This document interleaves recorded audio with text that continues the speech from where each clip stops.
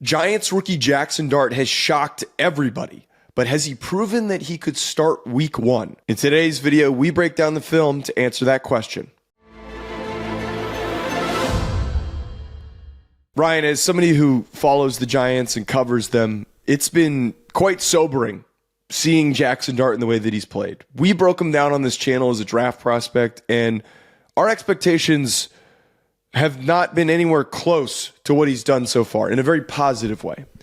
We watched him at Ole Miss, and we saw a guy that was indecisive and struggled to make proper reads and decisions and to move off of initial reads. And he has done the complete opposite thus far in his 2 preseason games. He has been steady. He has been aggressive. We're going to break down today if he's shown enough for a rookie quarterback that was supposed to be developmental to start earlier than everybody thought that he should have. What have you seen from Jaxson Dart before we get into these clips?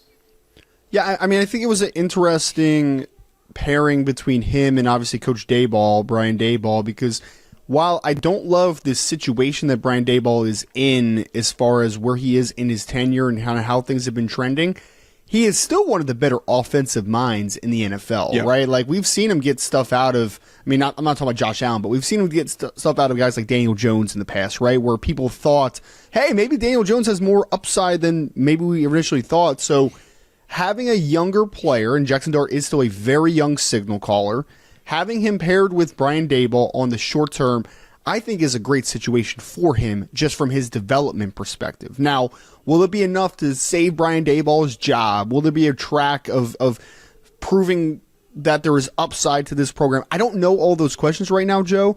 All I know, though, is that clearly Jaxson Dart has been studious in his just understanding of what Brian Daboll expects offensively and the ability to work through reads and the ability to master this offense. It looks good so far. So I think that him being paired with Daboll has been great for him so far, and I do think that we are seeing the fruits of that labor so far in limited action, but it has been impressive fashion for the limited things that we've been able to see so far. All right, let's get into the film and break down 3 of his best plays against the New York Jets. All right, this first play was the passing touchdown that Dart threw to Greg Dulcich on this play, and it is a fake pitch, play action, and then he has to rifle this ball over the middle of the field into a tight window. It doesn't look super tight from this angle. We're going to look at the other angle in a second. But this was, I think, the epitome of the aggressiveness that he has shown.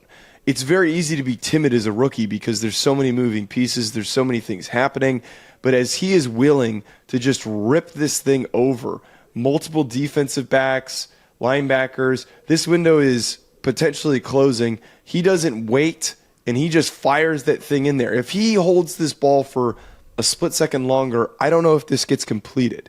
This, to me, Ryan, is a just tremendous shot that Dart took that set them up and ultimately was a touchdown. Well, I think first and foremost, it's a great play design by Coach Daboll again. Like, I think that fake pitch, obviously, you get the linebacker's eyes working laterally, and I'm talking about the Mike linebacker here, number 48. You see his eyes go initially to that running back, as does the right side linebacker on this screen. But the middle linebacker gets manipulated so much by the play call that he gets brought up in his little bit of trying to hopefully trigger downhill and make a run fit here, and Dulcich is able to clear him. And as soon as he clears him and his eyes get back to Dart, the ball's coming out on time. So it is nice to be able to see a quarterback be able to, one, work within the structure, it to be a good play call, but to get the ball out on time more than anything, right? Because if he doesn't get the ball out on time and maybe holds it for another half a second, you're going to see number 27 on the backside here on the left side of your screen.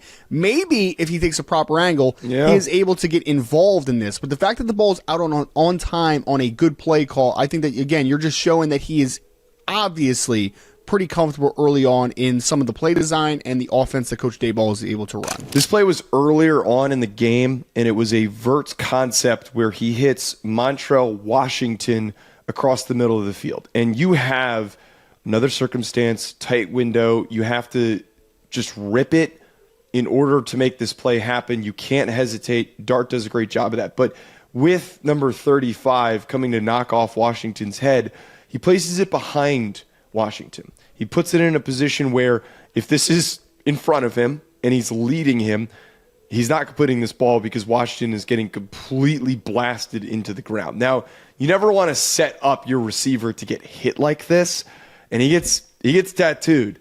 But because this ball is behind him, it allows him to shield his body and to turn away from contact. So this is a little bit of nuance to what created a completion and a pretty big gain.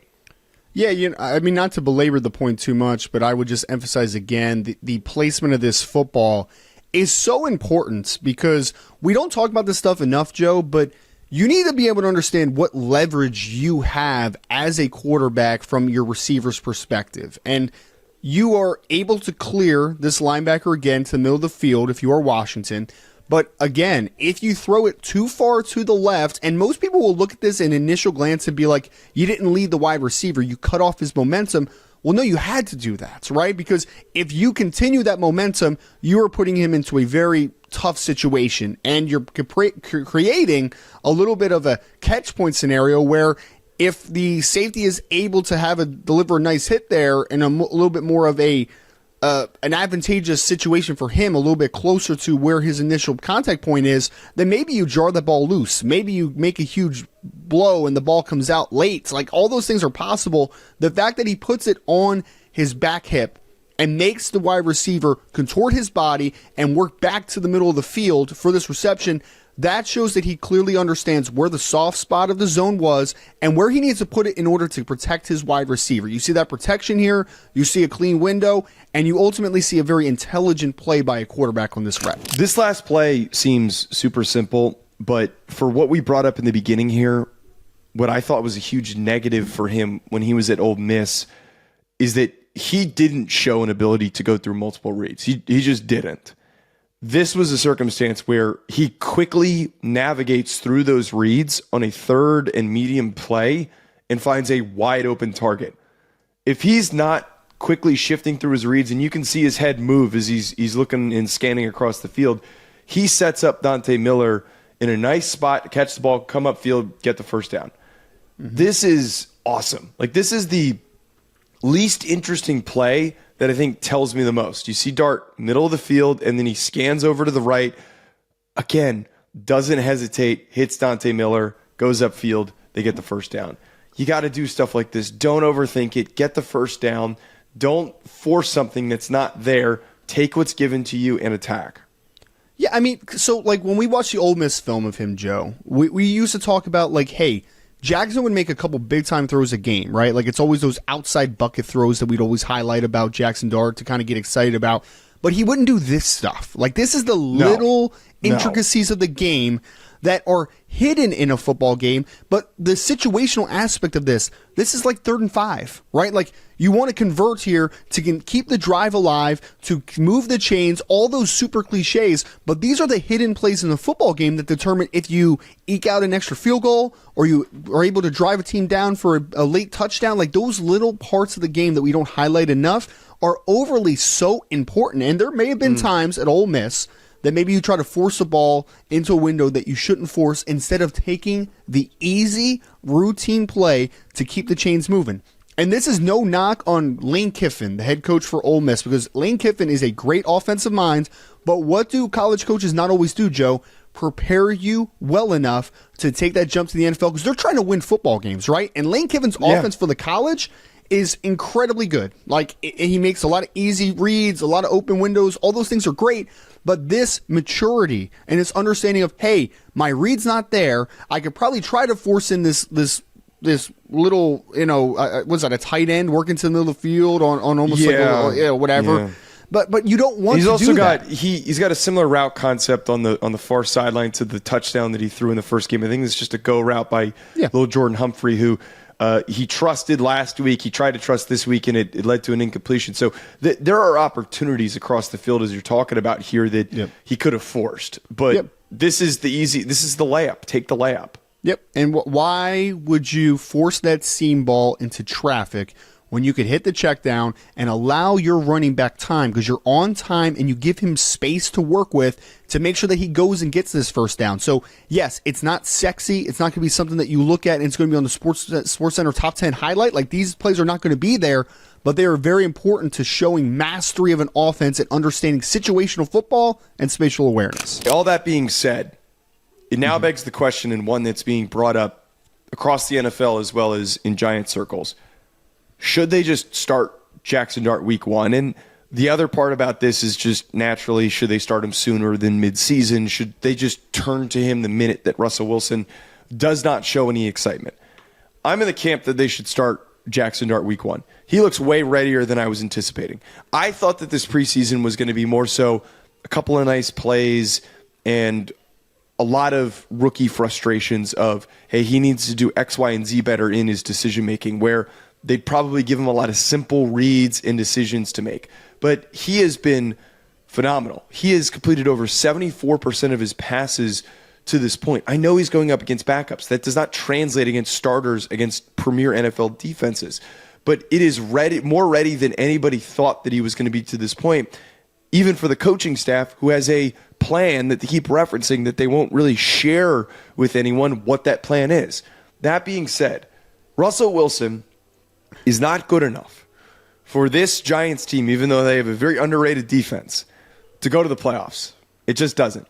The only way that if you start Russell Wilson, that if you're Brian Daboll and Joe Shaney, you save your jobs, is if Russell Wilson takes you to the playoffs. Inversely, you have a built-in excuse if you start Jaxson Dart. If you start Jaxson Dart, it gives you a chance to be like, look, we're going through some rookie pains, but he's still playing great. I think that if they win only 7 or 8 games this year and they miss the playoffs, but Jaxson Dart is a finalist for Offensive Rookie of the Year, and there's a strong chance he could even win the award if he plays well enough, because quarterbacks always get the benefit of the doubt in a year where not a lot of great offensive prospects from this draft. If he's in the mix, that is how you buy yourself time. That is a selling point to ownership. I know that you and I don't completely agree, but yes, I would much rather see Dart play and feel like this team is trending towards something and him getting experience and learning than just watching Russell Wilson throw the moon ball and then throw an interception later on in the game.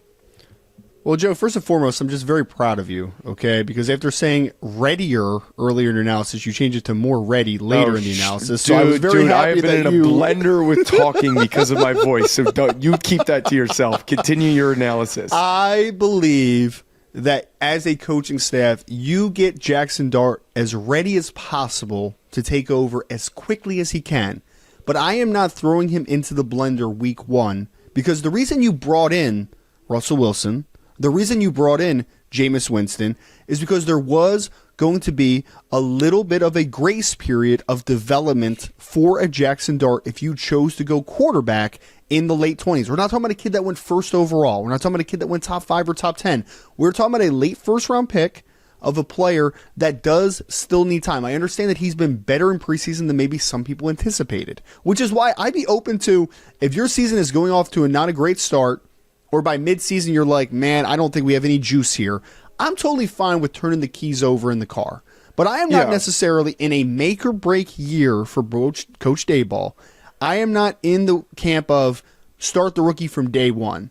I do think there's a world that you are competitive enough early on with a Russell Wilson or a Jameis Winston at some point, like who knows, based upon injuries and all the type of things, that you can keep things afloat enough where you say, hey, there's stability here, and you know what else we have? We have a rookie quarterback that's developing behind the scenes that's going to be ready in year 2 to take over full reins of this offense. So I would get him ready as quick as possible in case it goes south quickly, but I wouldn't necessarily press the issue early on in the year, because I still think that this is a very young quarterback who, although has been doing better, still needs to acclimate to the NFL game and those multiple reads that we keep talking about and the mastery of the offense.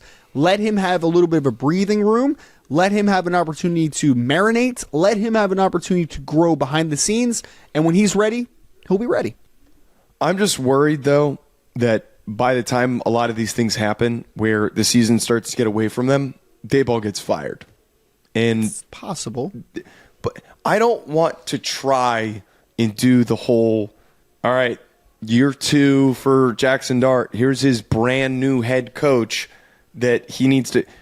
Daniel Jones stunk, and I didn't like Daniel Jones, but to his slight defense, he had too many play callers. And I think that there was no development to be had but it stunted potential development. I think that Daboll, there is still something there for him. I'm trying to buy him time. I think that this buys them more time. They're not going to the playoffs with this team. But one quick counter, and then we can finish off this conversation. One quick counter is going from veteran to rookie of a transition is a lot easier than, let's say, and this is possible, right? This is possible. What if Jaxson Dart's not ready and you threw him into the fire and he crumbles? Are you okay with going from rookie to veteran? I don't know if either party will be okay with that. Will Russell Wilson be happy about that? Will Jaxson Dart be happy about that? That transition's a little bit funky at times. The other part about this, and this is a layer that's not even getting discussed because Dart has looked so good, if he does crumble and he does struggle, next year's quarterback class is a lot better. You have to play him to determine, is this a guy that we can trust? Is this a guy that we want to continue to build around? I think that you need to get him onto the field to also make that determination. I don't think that at this point in time that will end up happening and going that route, that they'll be drafting somebody in 2026. If anything, it would be 2027 if this doesn't work out. But I think that not playing him and he crumbles answers questions for you as a franchise that you need to answer. That's fair. It's fair. I would also say, though, that it really depends on the kid, right? And we're just not privy to enough information, right? Like Daboll and this coaching staff are working with him every single day. They know what he can handle to a degree, right? Like, is he a guy that can work out of the fire early with some struggles, or is he a guy that maybe you're a little bit worried if things don't go well early, that things are going to get a little bit tough for him? Those are things we don't know, which is why this conversation is fascinating. Neither of us know the exact answer here, right? And it's going to be fascinating to see what the Giants' actual ideology is on playing Dart early in 2025. Folks, comment below. Let us know what side you stand on. Start Dart, sit Dart. Hit us in the comments. Hit that like button and subscribe. We'll talk to you later.